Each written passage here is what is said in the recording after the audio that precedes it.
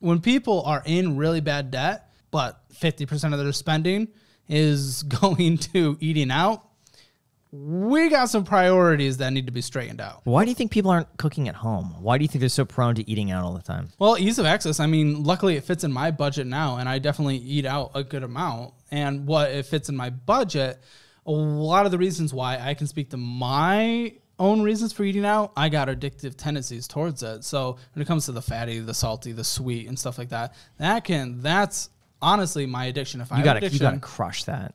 Just get rid of that. I know, but the salty sweet one is like the brain hack. I think your brain just craves that naturally, and so I've been giving it. So whenever I take it away, it's really, really difficult for me. Now I was able to do that when it came to getting out of debt and saving up for a house. I was able to do that from a financial standpoint. But when I think about my health, for some reason I am not as motivated, and I need to be. I feel like so many reasons why people don't take action, especially like with regards to their finances or with regards to like eating, which is because the consequence of the action that they take up front is way too detached and delayed from the action they take. Oh, sure. So for example, when you're eating fast food, it's like you feel great immediately, but then the consequence of eating that fast food, such as gaining a little bit of weight or maybe feeling lethargic, it's like days down the road maybe, and you can't necessarily see like a one-to-one, this is my action, this is the consequence from that action. And the same thing goes for finance. It's like, you can save a little bit of money here, but it doesn't matter if you spend it because it's just a few bucks, or you can put it on credit. But then it delays the consequence of it,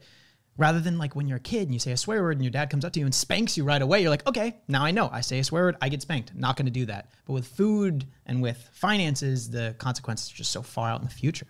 Yeah. Yeah, no, that's true. And it's also just daunting to tackle at, the offset, unless you're in it already, So losing weight, starting the diet, or tackling a big amount of debt, you're already in this train of just doing what you're already doing, and there's this big problem. It's a daunting thing to overcome and start. But once you start, it's actually much easier, and then you start seeing the progress you make, and it motivates you to go even further. It's so similar between finance and health, though. And I feel like because you're on such the finance path, that eating healthy and going to the gym should be so easy for you, because it's the same thing. The same qualities that lead you to saving money are the exact same to eating healthy and going to the gym. It actually might be easy for me. It's just, I think it's the daunting starting. I think if I started and I continued down healthy, sustainable routes, so I've done extreme cuts before and it's resulted in good progress, but it wasn't sustainable and I bounced back. Yeah. I think if I head down it, I'm quite disciplined once I'm in it.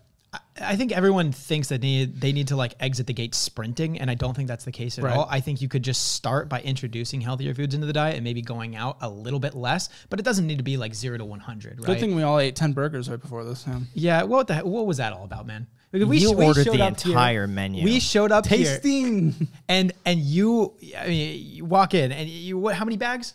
15 bags? Oh, easily. bags. I mean, like, I had probably 6 burgers, which I should not be. You had 6? You actually had 6. No, you didn't have 6. Probably somewhere. Are you serious? Yeah, probably. He had to cleanse his body from all his love of In-N-Out, all the nasty In-N-Out. Did you take a nap afterwards? No, but I felt like I was going to die. Oh my God. That's why I stopped eating. I think it is extremely important. My one piece of advice, get in good shape. Yeah. Get in good shape. That's what I was thinking. There's no excuses. You have no reason not to. I know it's scary. I know it's daunting, but it will be one of the most rewarding things that you have done. You know how rewarded you feel when you help someone out with their finances when they come on your show and they DM you weeks later like, hey, you know what? I paid off my debt. Dude, I paid off my credit everything. card. 26% APR. Like, I paid it off.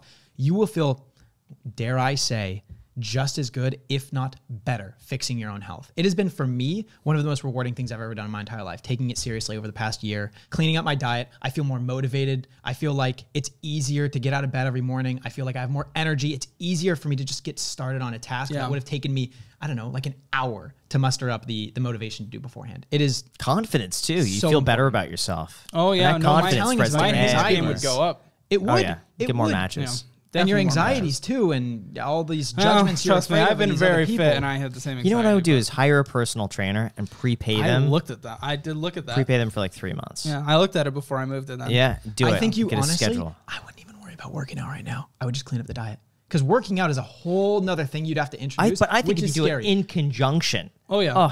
It'll be nice. I think the benefits from working out are just working out is it's just so adding. good. I feel like a little bit too much at once. I do need to get my cardio fitness up though. I know my cardio fitness level is definitely low. which is not good. Standing treadmill. I have an elliptical in the room over. How often do you use it? Well, now nothing, but I did for a bit. Again, I fell off that wagon. I will say on the aspect of my health that I think is rare for other people, this is not a brag, but just curiosity because I think you've talked about it. I'm like, oh shit, there's another weird person out there. I've never smoked a cigarette in my life. I don't smoke anything and I do not drink at all. I've just never had the interest in any of those things, which I know is beneficial health-wise. Extremely. Yeah. Extremely. I mean, alcohol is just toxic, basically. Yeah. That's good. That's great. Yeah. Yeah, for me, it ruins my day the next day. And every now and then I'll have a drink, but it's just the next day, I just count it out. That's a done day. Yeah. And I feel like crap. And then the next day, I'm like, is it really worth it? No. There's been very few times where I look back at that drink and like, yeah, that drink was worth it. If my friends pester me enough, I'll have a singular sex on the beach because it tastes like candy. I just don't like the taste of alcohol. It's not even an alcohol thing. I just hate the taste. I really don't like beers. I don't like alcoholic beverages. It's like, alcohol, just straight alcohol, is gross. Yeah. Like a virgin drink will taste better than a alcoholic. Yeah, I just want to pop. That's my thing. Pop or water. Give it to me. So does a lot of sugar though. So we could cut those. I go diet though. Yeah. Okay, I'm a Diet Coke guy. Okay, that's good. That's good. And by the way, this clip is brought to you by our sponsor, Epidemic Sound. Click the link down below to get 1 month for free and 2 months half off. We've been using them for years. We use them in the intro to the full podcast. They have a massive library of incredible music and sound effects. Click that link. Thank you so much, Epidemic. And thank you for watching.